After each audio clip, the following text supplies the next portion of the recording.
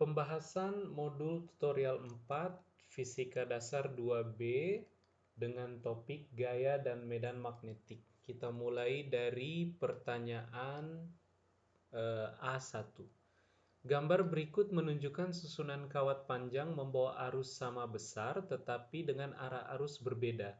Titik P berada pada jarak yang sama dari tiap-tiap kawat. Tentukanlah dari gambar tersebut yang memberikan nilai medan magnetik di P tidak 0. Oke.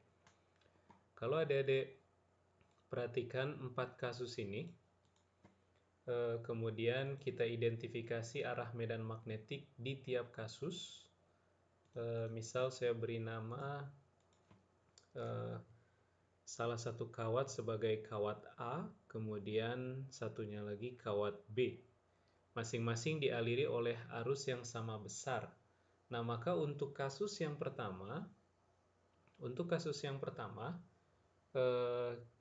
karena arus ke kanan di kawat A, maka kawat A itu akan memberi medan magnetik di titik P. Arahnya adalah masuk ke dalam bidang. Jadi kita misalkan bikin, atau untuk memudahkan kita bikin sistem koordinat seperti ini.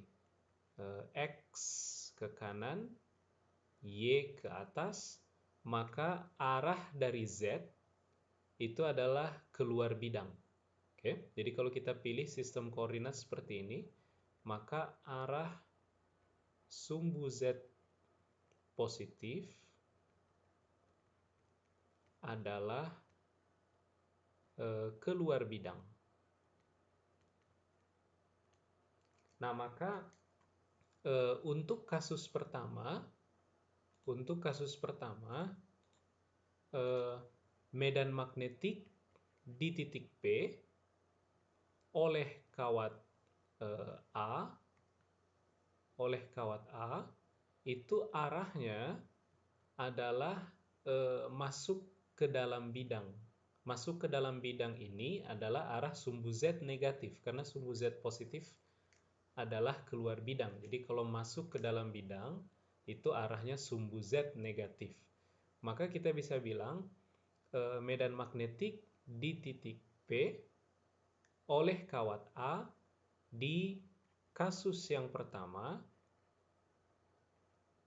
itu arahnya adalah ke negatif Z.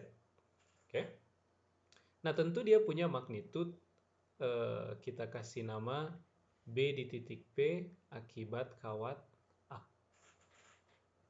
Nah, kemudian kawat B itu dia memberi kontribusi medan magnetik yang arahnya juga ke arah negatif Z topi.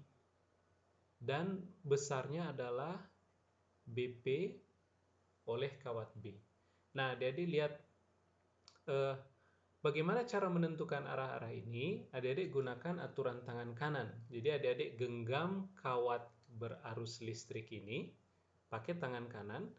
Kemudian adik-adik tegakkan ibu jari sedemikian sehingga ibu jari ini searah dengan arah arus. Jadi misalkan saya punya kawat berarus, misalkan seperti ini. Ini ada kawat berarus.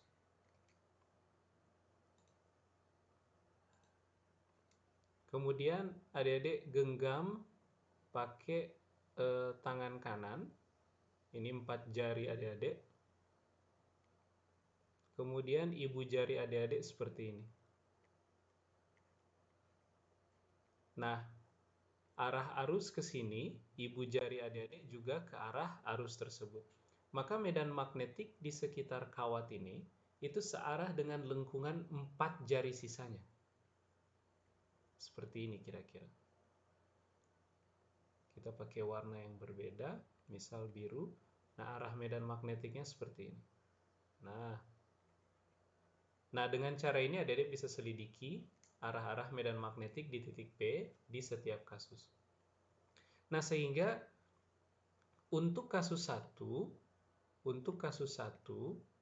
bila kita hitung medan magnetik di titik P total, dia adalah penjumlahan antara medan magnetik di titik P akibat kawat A ditambah medan magnetik di titik P akibat kawat B.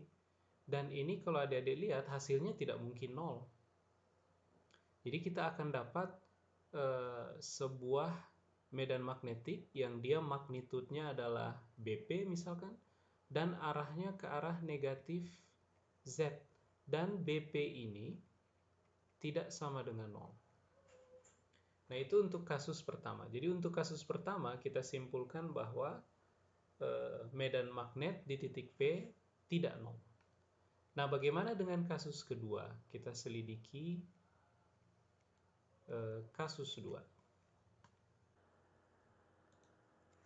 Untuk kasus kedua, kita bisa lihat bahwa medan magnetik di titik P akibat kawat A itu magnitudenya adalah BPA, tapi arahnya itu ke arah negatif Z atau masuk ke dalam bidang. Adik-adik ingat lagi aturan tangan kanan ini.